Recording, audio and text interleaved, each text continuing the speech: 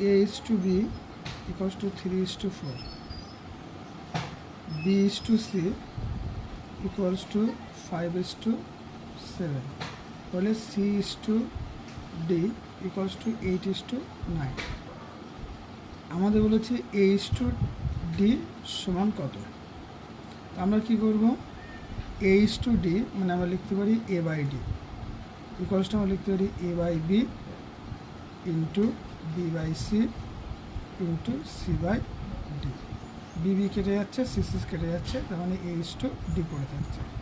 A/B মানে হচ্ছে 3/4 into B/C মানে হচ্ছে 5/7 ইন্টু 8/9। কাটাকুটি করি, 3 3 9, 4 2 8, উপরে থাকছে 5 2 10/21। অর্থাৎ A:D equals to 10:21।